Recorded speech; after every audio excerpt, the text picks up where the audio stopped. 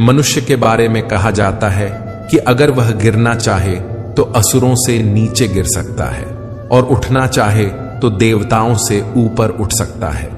मनुष्य ही सृष्टि में एकमात्र प्राणी है जो परमात्मा तक की दूरी तय कर सकता है, और ये मैं नहीं कहता, हमारे शास्त्र कहते हैं। नमस्कार मित्रों, आप देख रहे हैं एक नई श्रृंखला जिसका नाम है भगवद गीता की सीख। इस श्रृंखला में मैं आपके साथ श्रीमद् भगवद गीता के विभिन्न अध्यायों से जुड़ी शिक्षाओं को साझा करने का प्रयास करूंगा। हम जानने की कोशिश करेंगे कि हर अध्याय हमें क्या समझाने की कोशिश करता है, उसका सार क्या है और वह हमारे जीवन को कैसे दिशा दे सकता है।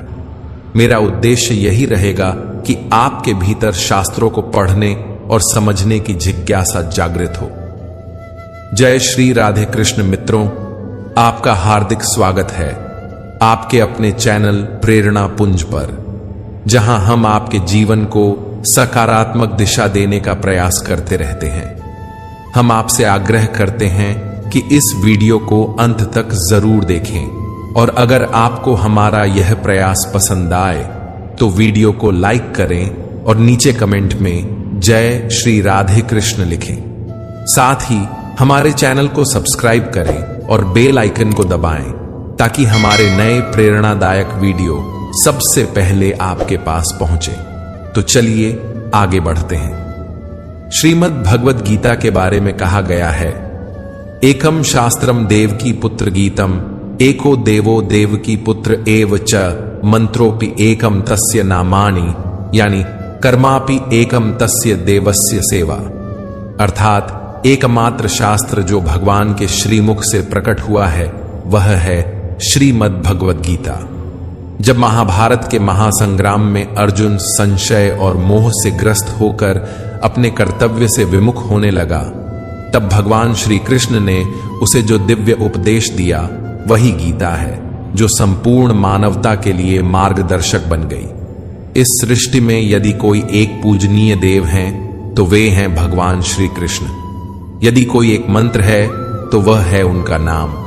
किंतु यहां अनेक लोग भ्रम में पड़ जाते हैं। वे सोचते हैं कि एकमात्र नाम कृष्ण कृष्ण का ही उच्चारण करना चाहिए, परंतु श्री कृष्ण स्वयं श्रीमद् भगवद गीता में कहते हैं, उमित्य काक्षरम ब्रह्म व्याहरण माम अनुस्मरण। अर्थात मेरा वास्तविक नाम ओम है, जो अक्षर ब्रह्म का प्रतीक है। यदि कोई सच्चे भाव से जप करना चाहता है तो उसे ओम का स्मरण करना चाहिए। जब श्री कृष्ण अर्जुन को बताते हैं कि सेवा ही एकमात्र सच्चा कर्म है, तब वे उसे कर्म का गूढ़ रहस्य भी समझाते हैं। यह सेवा केवल कर्म नहीं बल्कि प्रभु की आराधना है, जो जीवन को धर्म, ज्ञान और मुक्ति की ओर ले जाती है। तो आइए शुरुआत करते हैं। गीता को समझने से पहले, श्रीमद् भगवद गीता के सार में प्रवेश करने से पहले कुछ महत्वपूर्ण शब्दों को जान लेना आवश्यक है। वे शब्द जो बार बार इस दिव्य ग्रंथ में प्रयुक्त हुए हैं और जिनका गूढ़ अर्थ गीता में विस्तार से बताया गया है। इसलिए सबसे पहले मैं आपको इन शब्दों का आशय समझाने का प्रयास करूंगा। जब भगवान श्री कृष्ण ने अर्जुन को श्रीमद् भगवद गीता का ज्ञान दिया तो उन्होंने पहले अर्जुन को उस ज्ञान के योग्य बनाया। अर्जुन पहले से ही एक पराक्रमी योद्धा था, लेकिन केवल बाहरी युद्ध के लिए तैयार होना पर्याप्त नहीं था। उसे अंतःकरण के युद्ध के लिए तैयार करना आवश्यक था। श्री कृष्ण द्वारा दिया गया गीता का ज्ञान केवल जीविका के संघर्षों से लड़ने के लिए नहीं, बल्कि जीवन के संघर्षों से जूझने के लिए है। यह एक साधारण उपदेश नहीं बल्कि एक गहरा प्रशिक्षण है, एक आध्यात्मिक कोर्स जो आत्मा को जागृत करने के लिए रचा गया है। कई लोग यह कहकर गीता को सीमित कर देते हैं कि उसमें तो युद्ध की बात की गई है, अर्जुन को विजय दिलाने की बात की गई है, परंतु सच्चाई यह है कि जो युद्ध गीता में वर्णित है वह केवल कुरुक्षेत्र का नहीं बल्कि मनुष्य के भीतर चलने वाले संघर्ष का प्रतीक है। बाहरी संसार में युद्ध तो प्रतिदिन बदलते हैं। आज कोई विजयी होता है, कल कोई और, परंतु इन युद्धों से अंततः न तो शांति मिलती है और न ही समाधान। गीता के पात्र प्रतीकात्मक हैं। वे हमारे भीतर के गुणों और दुर्गुणों के प्रतिनिधि हैं। इन प्रतीकों को समझना ही गीता को समझने की दिशा में पहला कदम है। भगवान श्री कृष्ण स्वयं कहते हैं, इदम शरीरम कौन्तेय क्षेत्रमित्यभिधीयते, अर्थात हे अर्जुन, यह शरीर ही वह क्षेत्र है जहां वास्तविक युद्ध होता है। इस क्षेत्र में जो कुछ भी बोया जाता है, चाहे वह शुभ हो या अशुभ, वही आगे चलकर फल देता है। इस प्रकार गीता हमें सिखाती है कि हमारे भीतर जो निरंतर धर्म और अधर्म, शुभ और अशुभ, मोह और विवेक के बीच संघर्ष चलता है, उसमें विजय प्राप्त करने की शिक्षा ही गीता का वास्तविक उद्देश्य है। श्रीमद् भगवद गीता केवल युद्ध का ग्रंथ नहीं, बल्कि आत्म विजय का मार्गदर्शन है। जब आपको सद्गुरु का सान्निध्य प्राप्त होता है, जब आप साधना को सही मार्ग पर आरंभ करते हैं, जब आपके भीतर से पाप धीरे धीरे पीछे छूटने लगते हैं, तो आपका यही शरीर धर्म क्षेत्र बन जाता है। लेकिन यदि आप काम, क्रोध, लोभ और मोह जैसे विकारों के वशीभूत होकर जीवन जीते हैं, तो यही शरीर एक कुरुक्षेत्र में बदल जाता है, जहां भीतर ही भीतर निरंतर संघर्ष चलता रहता है। गुरु का अर्थ केवल एक व्यक्ति नहीं, बल्कि एक प्रेरणा है, एक आदेश है जो कहता है करो।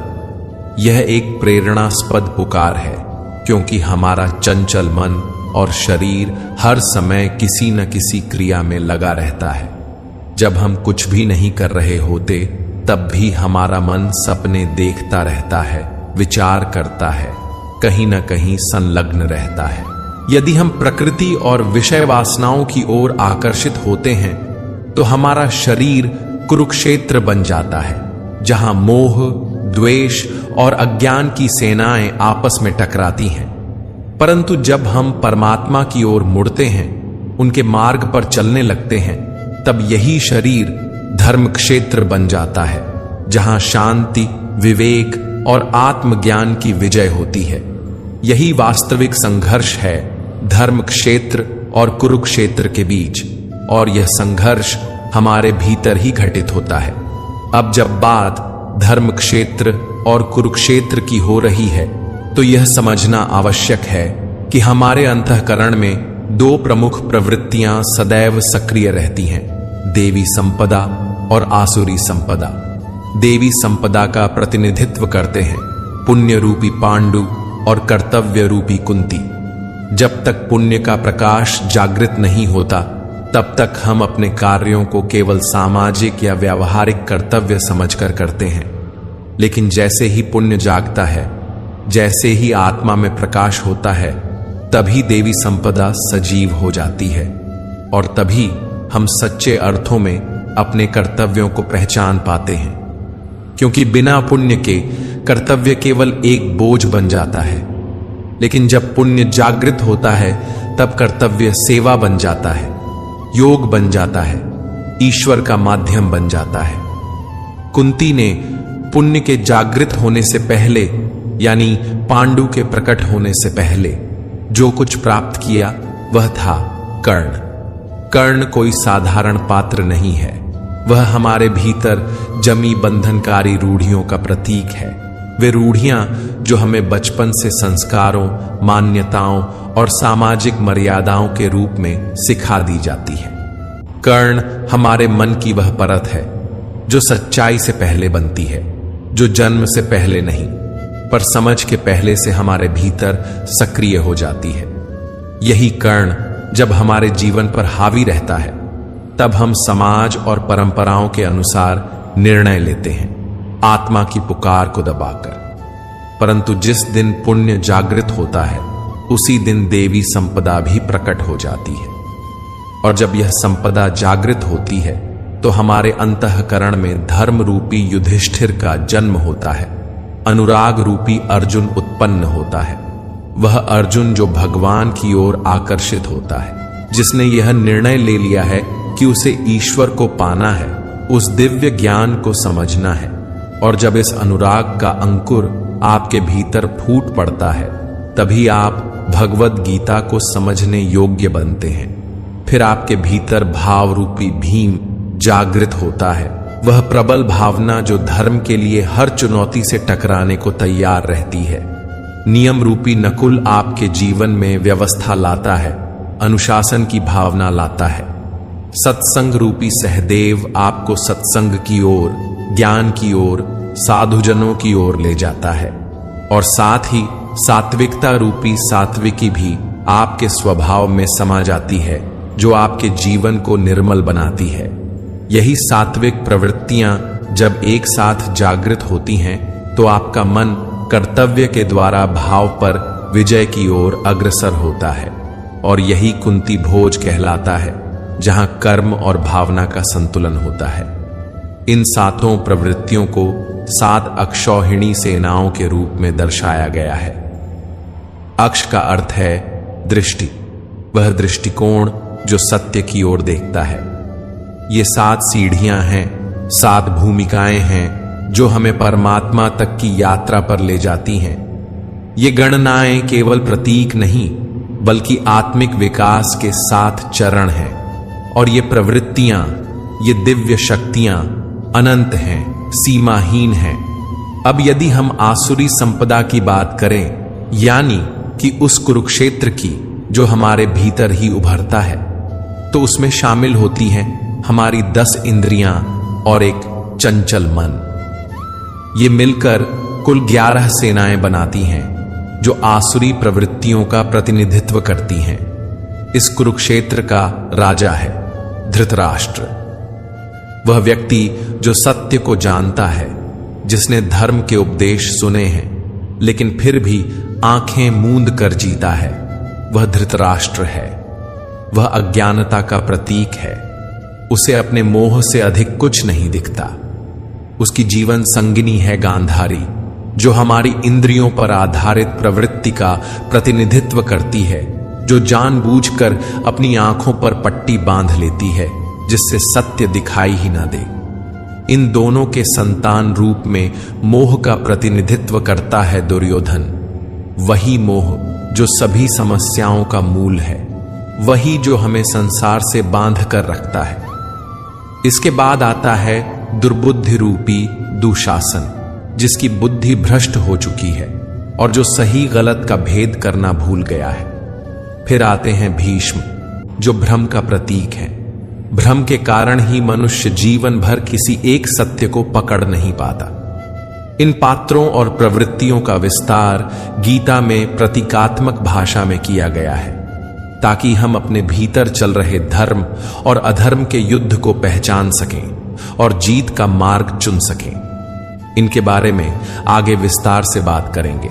इन सभी पात्रों और प्रवृत्तियों के बीच एक और पुण्यात्मा विद्यमान है, विदुर। वह स्वयं अज्ञान के वातावरण में रहता है, परंतु उसकी दृष्टि सदैव पांडवों के कर्मों पर टिकी रहती है। उसका मन, उसकी चेतना हमेशा धर्म की ओर आकृष्ट रहती है। वह उनके साथ जुड़ना चाहता है, उनके मार्ग पर चलना चाहता है। विदुर वह पात्र है जो अधर्म के बीच रहकर भी धर्म की तलाश करता है, अज्ञान में रहते हुए भी प्रकाश की ओर बढ़ने का प्रयास करता है। यही उसकी विशेषता है। अब आइए श्रीमद् भगवद गीता के प्रथम अध्याय की ओर बढ़ते हैं और समझते हैं कि इस अध्याय से हमें क्या सीख मिलती है। मैं यहां सरल और सहज शब्दों में कुछ महत्वपूर्ण बातें आपके सामने रखने का प्रयास करूंगा। श्रीमद् भगवद गीता के प्रथम अध्याय का पहला श्लोक है, धृतराष्ट्र उवाच धर्म क्षेत्रे कुरुक्षेत्रे संवेता युयुत्सवः माम का पांडवाश्चैव किम कुर्वत संजय। इस श्लोक में धृतराष्ट्र, जो जन्म से अंधे थे, संजय से प्रश्न करते हैं। यद्यपि वे शारीरिक रूप से दृष्टिहीन थे, फिर भी उन्होंने महाभारत का संपूर्ण युद्ध देखा, परंतु किसके माध्यम से? संजय के माध्यम से। धृतराष्ट्र यहां अज्ञानता का प्रतीक है और संजय प्रतीक हैं संयम और विवेक के। धृतराष्ट्र पूछते हैं, हे संजय, धर्म क्षेत्र कुरुक्षेत्र में जो युद्ध की इच्छा से मेरे और पांडु के पुत्र एकत्र हुए हैं, उन्होंने आखिर किया क्या? यह प्रश्न केवल युद्ध के आरंभ को जानने का नहीं, बल्कि अज्ञान द्वारा विवेक से पूछे गए एक गूढ़ प्रश्न का प्रतीक है। यह समझना आवश्यक है कि अज्ञानता धृतराष्ट्र स्वयं देख नहीं सकती, समझ नहीं सकती। उसे विवेक और संयम संजय के माध्यम से ही सत्य का ज्ञान हो सकता है। यह वह स्थिति है जब मनुष्य अंधकार में होता है, लेकिन उसका भीतर कहीं ना कहीं यह जानना चाहता है कि सत्य क्या है, धर्म क्या है और उसका मार्ग कौन सा है। लेकिन जब तक मोह रूपी दुर्योधन यानी अज्ञानता का पुत्र जीवित रहेगा, धृतराष्ट्र की दृष्टि सदैव कौरवों की ओर ही रहेगी। उसकी सोच सीमित, पक्षपातपूर्ण और विकारों से ग्रस्त रहेगी। यही गीता की शुरुआत की मूल चेतावनी है। जैसा कि श्री कृष्ण ने स्वयं गीता में कहा है, इदम शरीरम कौन्तेय क्षेत्र मित्यभिधीयते। हे अर्जुन, यह शरीर ही क्षेत्र है। यह युद्ध का मैदान सिर्फ कुरुक्षेत्र नहीं है, बल्कि हमारा शरीर, हमारा मन, हमारी चेतना ही वह क्षेत्र है जहां धर्म और अधर्म, ज्ञान और अज्ञान, संयम और मोह के बीच निरंतर युद्ध चल रहा है। श्रीमद् भगवद गीता का प्रथम अध्याय इसी भीतरी युद्ध की भूमिका है, जिसे समझे बिना गीता का मर्म नहीं समझा जा सकता। जैसे जैसे आप श्रीमद् भागवत गीता का अध्ययन करते जाएंगे, आप पाएंगे कि प्रारंभिक अध्यायों में अनेक पात्रों का उल्लेख होता है, किंतु आगे चलकर संवाद केवल भगवान श्री कृष्ण और अर्जुन के बीच सीमित रह जाता है। इसका एक गूढ़ संकेत है, यह दिव्य ज्ञान केवल उस अनुरागी अर्जुन के लिए है जिसने शरणागति को अपनाया है। क्योंकि जब तक व्यक्ति स्वयं भगवान को पाने की तीव्र इच्छा नहीं करता, तब तक गीता का ज्ञान उसके भीतर नहीं उतरता। अब यदि हम प्रथम अध्याय के 11वें श्लोक को देखें, तो वहां दुर्योधन अपने गुरु द्रोणाचार्य से कहता है, अयनेषु च सर्वेषु यथा भागम वस्थिता भीष्म में वाभिरक्षन्तु भवन्तः सर्व एव ही। अर्थात, हे आचार्य, सभी योद्धा अपने अपने मोर्चों पर स्थित रहें, किंतु सब मिलकर पितामह भीष्म की रक्षा करें। यहां दुर्योधन कहता है कि अगर भीष्म जीवित हैं तो हम अजेय हैं, इसलिए उन्हें केवल युद्ध में भाग लेने की आवश्यकता नहीं, बल्कि उनकी रक्षा की जानी चाहिए। अब जरा सोचिए, भीष्म जैसे महायोद्धा, जिन्हें मृत्यु का भी वरण करने की स्वतंत्रता थी, जिन्हें इच्छा मृत्यु का वरदान प्राप्त था, उन्हें अब स्वयं की रक्षा के लिए दूसरों की आवश्यकता पड़ रही है। ये कोई साधारण दृश्य नहीं है। जैसा कि पहले बताया गया, महाभारत के ये पात्र प्रतीकात्मक हैं, रूपकात्मक हैं। भीष्म यहां भ्रम के प्रतीक हैं, और जब तक भ्रम जीवित है, तब तक कौरव यानी आसुरी प्रवृत्तियां अजेय मानी जाती हैं। यहां अजेय का अर्थ यह नहीं कि उन्हें पराजित नहीं किया जा सकता, बल्कि यह कि उन्हें पराजित करना अत्यंत कठिन होता है। जब तक भीतर भ्रम बना रहता है, सही और गलत में भेद स्पष्ट नहीं होता, तब तक मोह, अज्ञान और कष्ट भी बने रहते हैं। लेकिन जैसे ही भ्रम समाप्त होता है, वैसे ही अविद्या, मोह और सभी विकार अपना अस्तित्व खोने लगते हैं। इसलिए भीष्म का जीवित रहना केवल युद्ध में उनकी भूमिका नहीं, बल्कि यह बताने का संकेत है कि जब तक हमारे भीतर का भ्रम जीवित है, तब तक आध्यात्मिक विजय संभव नहीं है। दुर्योधन अपने गुरु द्रोणाचार्य से कहता है, गुरुदेव, पांडवों की सेना का नेतृत्व भीम कर रहा है और हमारी सेना का नेतृत्व पितामह भीष्म कर रहे हैं।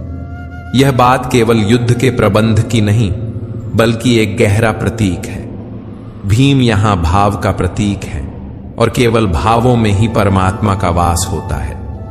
जब तक आपके भीतर सच्चे भाव हैं, तब तक आप परमात्मा की ओर बढ़ सकते हैं, उनकी अनुभूति कर सकते हैं।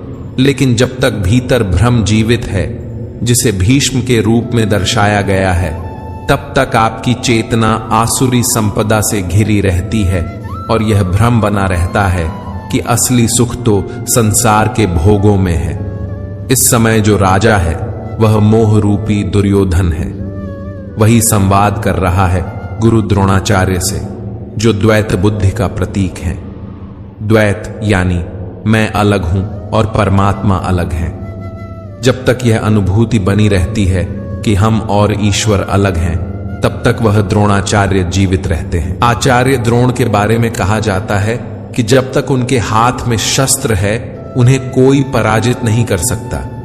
वे अजेय हैं और यही द्वैत बुद्धि का स्वभाव भी है, जो तब तक टूटती नहीं जब तक कि उसे भीतर से कोई गहरी चोट न दी जाए। तब भगवान श्री कृष्ण ने एक युक्ति रची। उन्होंने कहा, कौरवों की सेना में एक हाथी है जिसका नाम अश्वत्थामा है। अगर उसे मार दिया जाए और यह प्रचार कर दिया जाए कि अश्वत्थामा मारा गया, तो द्रोणाचार्य इसे अपने पुत्र की मृत्यु समझ लेंगे। यही हुआ। भीम ने अश्वत्थामा नामक हाथी को मार दिया। फिर युधिष्ठिर ने सत्य को न तोड़ते हुए धीरे से कहा, अश्वत्थामा हथ, और बाकी शब्द नर व कुंजरा, मनुष्य या हाथी, धीमे स्वर में बोले। द्रोणाचार्य ने केवल पहले भाग को सुना और मान लिया कि उनका पुत्र मर गया है। उनके हाथ से धनुष छूट गया। वे निष्प्राण से युद्ध भूमि में बैठ गए और तब उनकी मृत्यु हुई। यहां मृत्यु किसी अस्त्र से नहीं हुई, मृत्यु हुई मोह से। जिस पुत्र से अत्यधिक आसक्ति थी, उसी के खोने की कल्पना ने उन्हें पराजित कर दिया। और इस कथा का सबसे गहरा संकेत है अश्वत्थामा का अमर होना। अश्वत्थामा प्रतीक है उस मोह का, उस लगाव का, जो मनुष्य को जन्म जन्मांतरों तक बांधे रखता है। जब तक आत्मज्ञान नहीं होता, जब तक मोक्ष नहीं प्राप्त होता, यह मोह किसी न किसी रूप में जीवित रहता है। इसलिए अश्वत्थामा को अमर कहा गया है। वह आज भी जीवित है, क्योंकि मोह आज भी हमारे भीतर है। श्रीमद् भगवद गीता के प्रथम अध्याय के श्लोक 15 में वर्णित है, पांचजन्यम ऋषिकेशो देवदत्तम धनंजय पौंड्रम दद्मो महाशंखम भीमकर्मा वृकोदर, अर्थात ऋषिकेश, जो कि समस्त इंद्रियों के स्वामी हैं। भगवान श्री कृष्ण ने पांचजन्य नामक शंख बजाया। अर्जुन ने देवदत्त शंख और भीम ने पौंड्र नामक महान शंख ध्वनित किया। यहां पांचजन्य केवल एक शंख नहीं है, यह हमारी पांचों ज्ञानेंद्रियों नेत्र, नासिका, जिह्वा, त्वचा, कर्ण का प्रतीक है। भगवान जब इसे ध्वनित करते हैं तो यह उद्घोष करते हैं कि अब ये इंद्रियां संसार में भटकने के लिए नहीं, बल्कि परमात्मा के अधीन होने के लिए तैयार हैं। पांचों इंद्रियों को संयमित कर भक्त की श्रेणी में लाने का यह आह्वान है। भगवान श्री कृष्ण केवल एक सारथी नहीं, सद्गुरु हैं, योगेश्वर हैं। जब अर्जुन युद्ध भूमि में भ्रमित हो गया, मोह से भर गया, तब उसने श्री कृष्ण से कहा, शिष्यस्ते हम शादिमा त्वां प्रपन्नम, अर्थात हे प्रभु, मैं अब आपका शिष्य हूं, आपकी शरण में हूं। मुझे ज्ञान दीजिए, मेरा मार्गदर्शन कीजिए, मुझे पार लगाइए। जब तक कोई शिष्य स्वयं को पूर्णतः भगवान के हवाले नहीं करता, जब तक भगवान स्वयं उसके हाथ नहीं थामते, तब तक सच्चे अर्थों में साधना, ध्यान, भजन या आत्मान्वेषण की यात्रा आरंभ नहीं होती। अब बात करते हैं शिखंडी की, जिसे कभी शिखंडिनी कहा गया।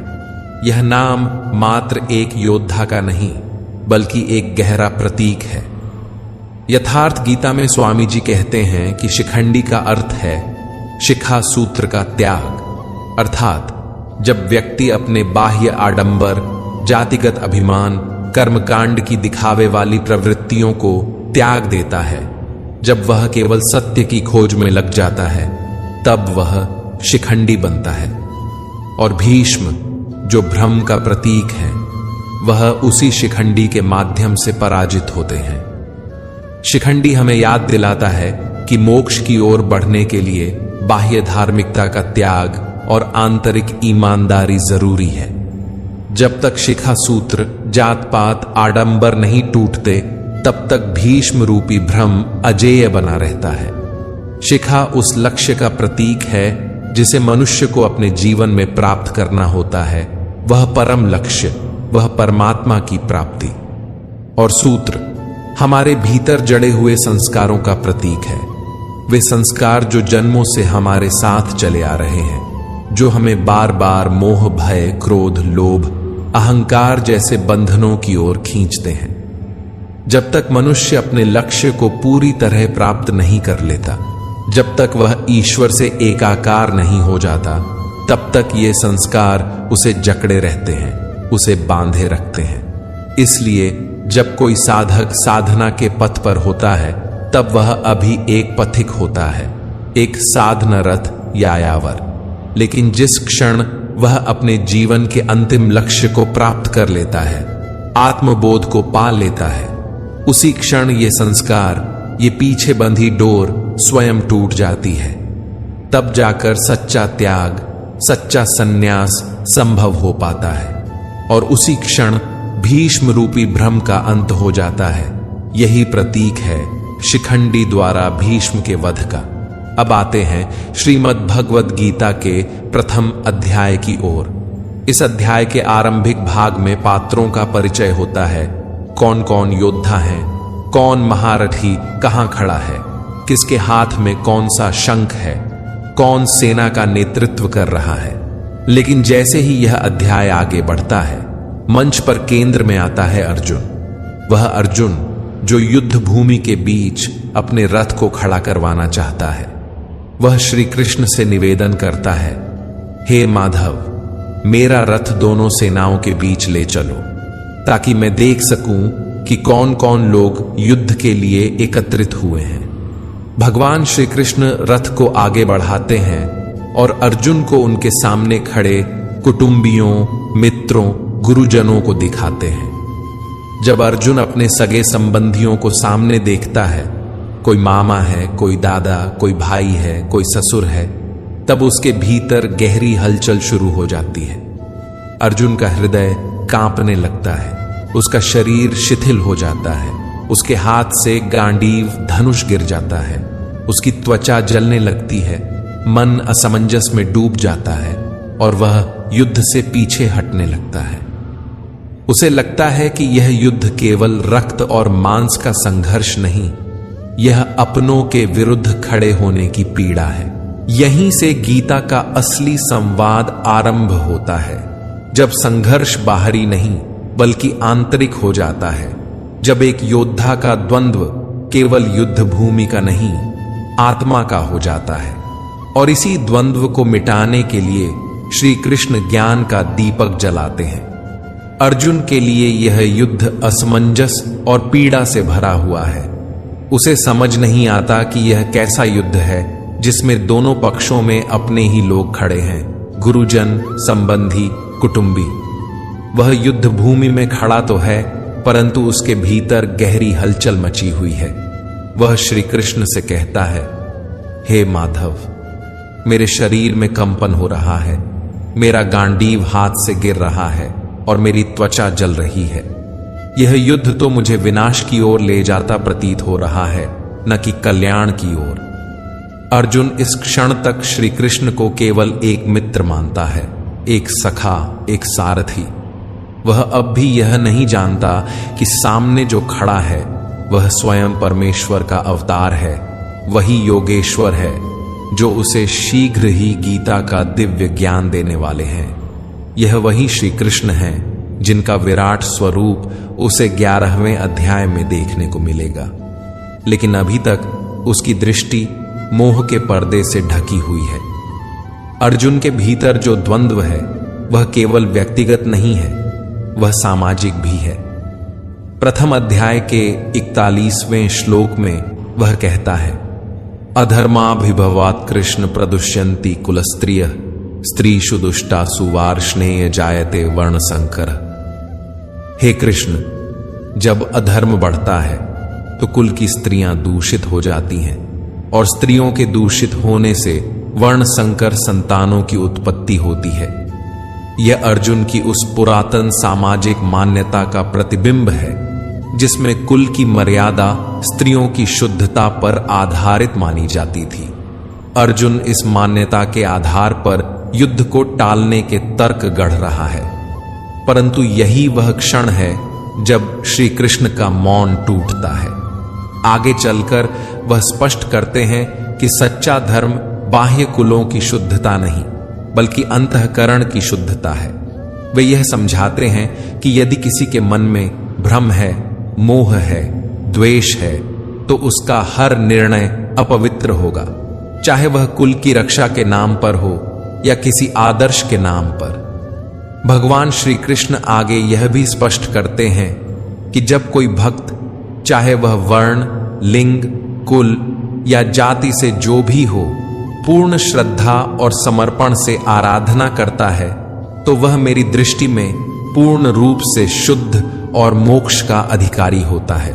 इस प्रकार अर्जुन की हर शंका, हर सामाजिक मान्यता को श्री कृष्ण धीरे धीरे खंडित करते हैं और उसे उस उच्चतर ज्ञान की ओर ले जाते हैं जहां न तो वर्ण बचता है, न कुल, न स्त्री, न पुरुष। केवल एक ही तत्व बचता है, आत्मा, जो नित्य है, शुद्ध है और अनंत है। अर्जुन कहता है, हे माधव, यदि यह युद्ध पाप का कारण है तो मैं त्रिलोक का साम्राज्य भी नहीं चाहता। उसके मन में इस समय तीव्र द्वंद्व है। वह धर्म, अधर्म, रिश्ते, दया, करुणा, इन सब के बीच उलझ गया है।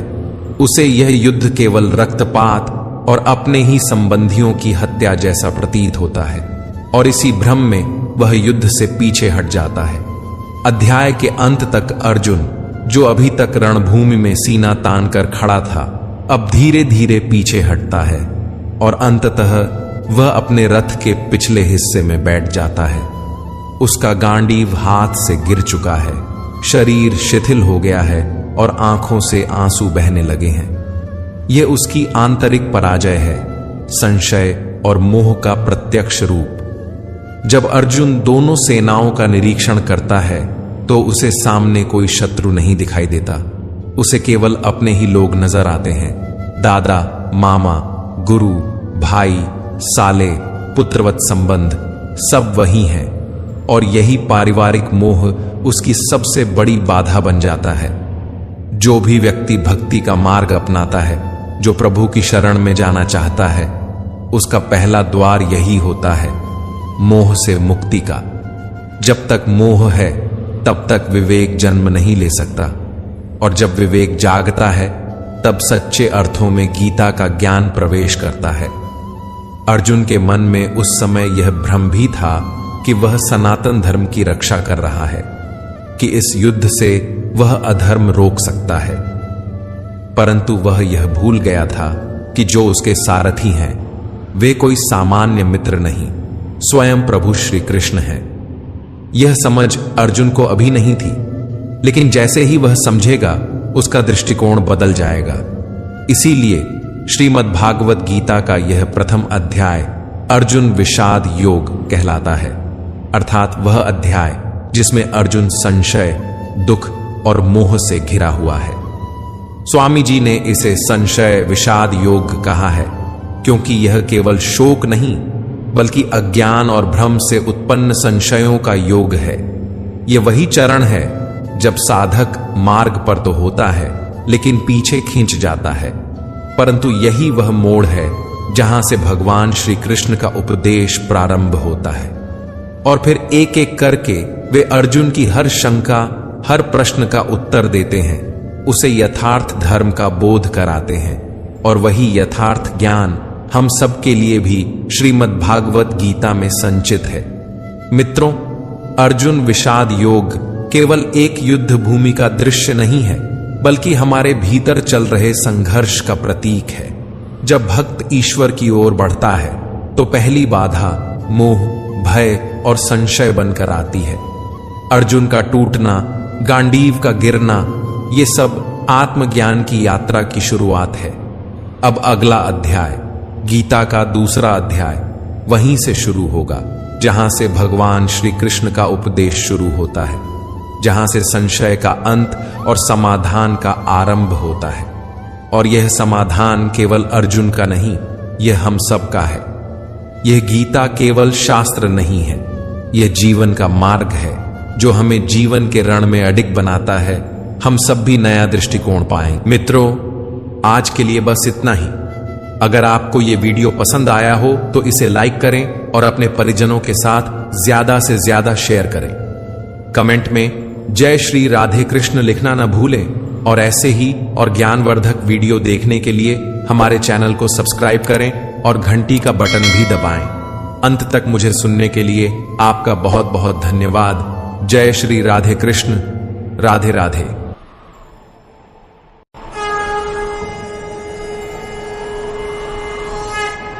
मनुष्य के बारे में कहा जाता है कि अगर वह गिरना चाहे तो असुरों से नीचे गिर सकता है और उठना चाहे तो देवताओं से ऊपर उठ सकता है।